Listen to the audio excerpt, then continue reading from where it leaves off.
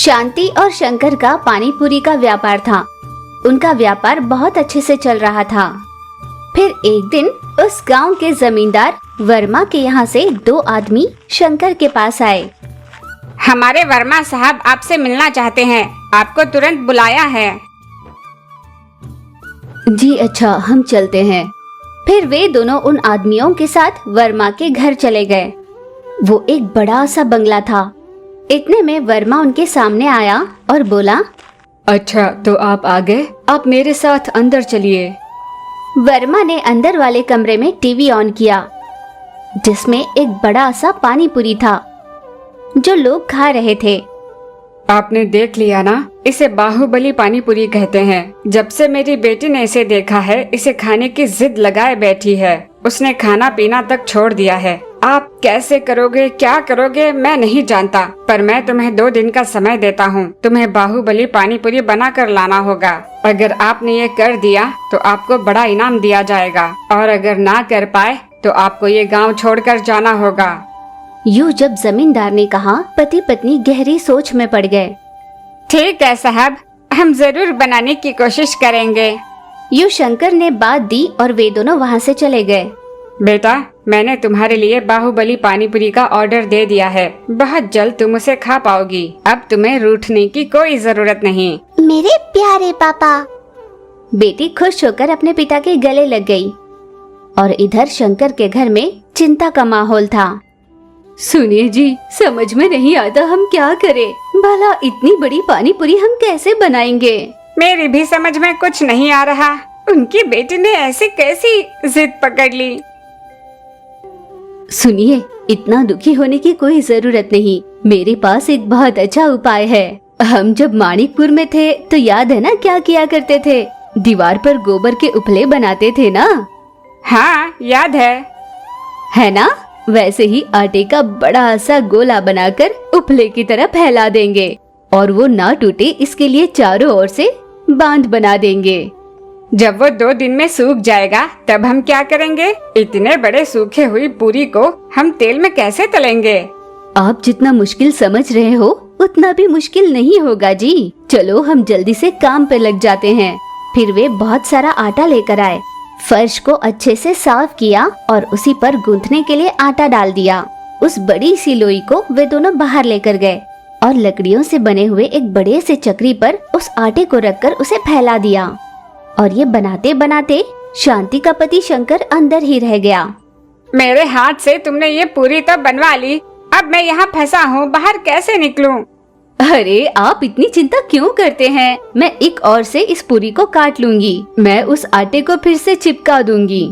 फिर पत्नी शांति ने पूरी को एक और से काटकर पति के लिए बाहर निकलने की जगह बनाई। शंकर जब बाहर निकला तो शांति ने फिर से उस लोई को चिपका दिया। फिर इस बात का ध्यान रखा कि पूरी कहीं से टूटे या कटे नहीं। 2 दिन बीत गए और उनकी बेली हुई पूरी सूख गई। उस दिन पति शंकर ने पूछा, शांति, हमें दी हुई 2 दिन की अवधि खत्म हो गई, अब क्या करें? अगर हमने आज के आज उन्हें ये पूरी नहीं दी तो हमारी खैर नहीं। अरे आप भी ना चिंता मत करो, जाओ जाकर छत पर चूल्हा जलाने की तैयारी करो। मैं बस अभी आती हूँ। शांति ने जो कहा शंकर ने वही किया। फिर शांति कहीं से बहुत बड़ी कढ़ाई और तेल के डिब्बे लेकर आई। उन दोनों ने मिलकर चूल्हा जलाया और तेल को बहुत गर्म किया। सुनिए, आप एक बड़ा सा झारा लेकर आइए। शांति ने पति से कहा और खुद भी एक बड़ा सा झारा लेकर आई। सुनिए जी, खौले हुए इस तेल को धीरे धीरे पूरे पानी पूरी पर डालिए। एक ओर से शंकर ने तो दूसरी ओर से शांति ने उस सूखे हुए पूरी पर गरम तेल डाला, जिससे पूरी फूलकर गोल हो गई। इस तरह उनकी विशाल पूरी बन गई। तुरंत पानी पूरी का मसाला और पानी बनाकर तैयार कर लिया। फिर वर्मा को खबर भेजी। वर्मा अपनी बेटी को साथ लिए उनके घर पहुंचा। अरे वाह, ये तो सच में बहुत बढ़िया है, मैं इसे अभी खाऊंगी। फिर शंकर ने उस बाहुबली पानी पूरी में मसाले का पानी भरा। बेबी सीढ़ियाँ चढ़कर उस पानी पूरी को खाने लगी। उसने बस थोड़ा ही खाया था और बोली, बाप रे, मैं और नहीं खा पाऊंगी। देखते ही देखते पानी पूरी नरम होकर टूट गई। शंकर और शांति घबराने लगे। अरे कोई बात नहीं, मुझे जितनी खानी थी मैंने खा ली ना। मैं बहुत खुश हूँ, आपका बहुत धन्यवाद। अपनी बेटी को इतना खुश देखकर वर्मा बोला, बहुत धन्यवाद, आज आपकी वजह से मेरी बेटी की आंखों में मैंने खुशी देखी।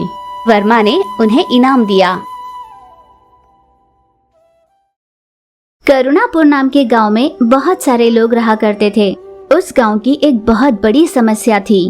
वो समस्या ये थी कि अकस्मात ही उस गांव में रहने वाले किसी एक परिवार के घर पर आग लग जाती और क्षण भर में ही पूरा घर अदृश्य हो जाया करता, यानी घर भी और घर के साथ लोग भी। उस घर का नामो निशान भी नहीं छूटता था। उस गांव के लोग ये सोचकर अचंभित हुआ करते कि आखिर ये सब हो क्या रहा है। उन्हीं दिनों में उस गांव में एक नया परिवार रहने के लिए आया, वही शंकर का परिवार। वे अपने साथ कुछ गाय और बैल को भी लेकर आए थे। उसी गांव में एक छोटी सी जमीन लेकर उन्होंने अपना घर बसा लिया था। शंकर हर दिन उसके पास रही गाय और बैल को घास चराने के लिए बगीचे में ले जाता। उसी गांव के रहने वाले कुछ चरवाहे अपने भेड़ों को लेकर घास चराने वहां पर आते। बेटा, मैंने सुना है अपने गांव में कोई नया परिवार रहने आया है। उन्हें सावधानी बरतने के लिए किसी ने बताया भी है या नहीं? यूं जब वो बात कर रहे थे तो शंकर ने उनकी बात सुनी। सुनिए, मैं वही हूँ जो इस गांव में नया आया हूँ। आप क्या कह रहे थे, क्या मैं जान सकता हूँ? वृद्ध आदमी ने बताया, बेटा, दरअसल हमारे गांव में पिछले कुछ समय से अजीबोगरीब घटनाएं घट रही है। देखते ही देखते परिवार का परिवार घर समेत गायब हो रहा है। एक अग्नि आती है और उन सब को अपने साथ ले जाती है। तुम सावधान रहना। शंकर ने वृद्ध आदमी की बात सुनी और कहा, ठीक है चाचा जी। शंकर उसी विषय पर गंभीरता से सोच रहा था। इतने में गाय घास चरती चरती वहाँ से थोड़ी दूर चली गई। पहले तो शंकर ने इस पर ज्यादा ध्यान नहीं दिया, पर कुछ देर बाद उसने देखा तो गाय बहुत ही दूर चली जा चुकी थी। गौरी, गौरी, यहाँ आओ। यूं कई बार शंकर के आवाज लगाने पर भी गाय रुकी नहीं। वो जिस दिशा में जा रही थी बिना रुके उस दिशा में और भी आगे बढ़ती जा रही थी। शंकर तुरंत अपनी गाय का पीछा करने लगा। कुछ दूर जाने के बाद गाय एक जगह रुक गई। शंकर दौड़ते दौड़ते अपनी गाय तक पहुंच गया। गाय जाकर एक पत्थर के पास खड़ी थी। उस पत्थर पर हल्दी कुमकुम लगाए हुए थे। बहुत सारे सोने के गहने चढ़ाए हुए थे। क्या ये खरे सोने के हैं? शंकर ने उन गहनों को छू कर देखा। तब शंकर को पता चला कि वो असली खरा सोना था। शंकर ने तुरंत वो सारे गहने एक पोटली में भरे अपनी गाय और बैल को साथ लिए जल्दी जल्दी में अपने घर वापस आ गया। देखो तो ये कैसे हैं? एक साथ बेबी और शांति ने सवाल पूछा, ये आपको कहाँ मिला? तब शंकर ने उन्हें सारी बात बताई। बेबी ने ये जानकर कहा, बाबूजी, ना जाने ये किसने रखे होंगे और ये किसके होंगे, हम ये नहीं जानते ना। अच्छा होगा अगर ये गहने हम वापस वहीं पर रख दे। और शांति भी यही बोली, घर आई लक्ष्मी को मैं खुद अपने हाथों से वापस नहीं भेजने वाला। उन तीनों के बीच इस बात को लेकर बहस होने लगी। बाहर पड़ोस में औरतें खड़ी होकर उनका झगड़ा सुन रही थी। तभी अचानक आसमान से अग्नि आई और वो सीधे जाकर शंकर के घर पर पड़ी। उनका घर जलता रहा और देखते ही देखते घर गायब हो गया। वहाँ पड़ोस में खड़ी औरतों ने देख कहा, अभी कुछ दिनों पहले ही आए थे ये लोग। अच्छा परिवार दिख रहा था। आस पड़ोस के लोगों को दूध देने के लिए खाता भी बना लिया था इन लोगों ने। बेचारे, क्या हो गया इनके परिवार के साथ। यूं सभी आपस में बात कर रहे थे। जो परिवार वहाँ से गायब हुआ उन सभी ने खुद को चंद्रमंडल पे पाया। बाबूजी, मुझे बहुत डर लग रहा है। बाबूजी, यहाँ पर हवा भी नहीं चल रही। यूं बेबी रो रही थी। शांति भी घबराई हुई सी थी। देखा, आप सोने के नाम पर घर पर पनौती लेकर आए थे। लगता है वो मंत्र फूके हुए गहने थे। गहनों के आते ही ये सब हुआ। आस पड़ोस वालों ने कहा भी था कि इस गांव में अजीब गरीब घटनाएं घटती है। हे भगवान, ये मैंने कैसी गलती कर दी।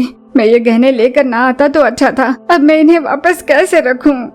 ये सोचकर वो बहुत पछता रहा था। उसका पूरा परिवार दुख में डूबा हुआ था। जैसे ही शंकर ने गहने देखने चाहे वो वहाँ से गायब थे। वे तीनों बहुत डरे हुए थे।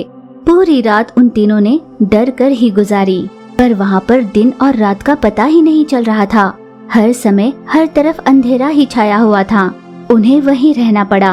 कुछ दिनों तक उन्होंने गुजारा तो कर लिया, फिर उनके घर पर अनाज खत्म होने लगा।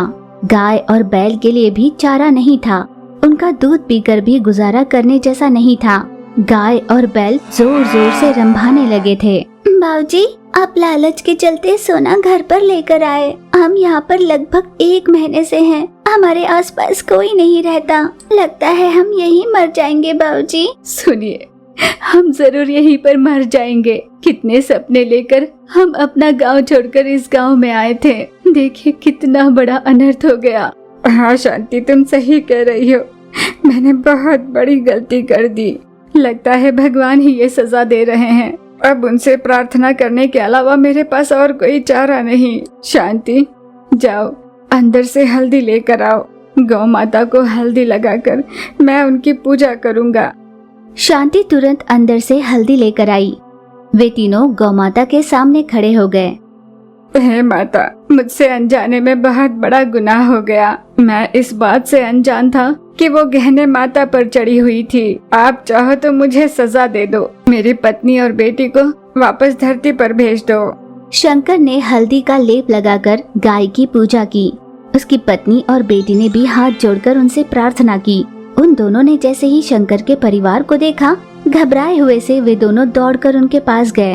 अरे आप यहाँ पर? धरती पर रहने वाले हम सब यहाँ कैसे पहुँचे?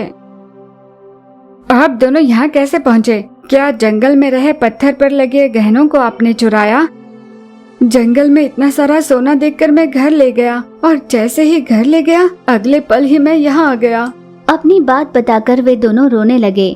दरअसल हमसे भी वही गलती हो गई थी। वो कोई पत्थर नहीं बल्कि साक्षात माता का रूप है। ये बात मुझे यहाँ आकर ही पता चली। अगर हम गौ माता की पूजा करेंगे तो हम धरती पर वापस लौट सकते हैं। 4 दिन बीत गए, फिर भी वो वहीं पर थे।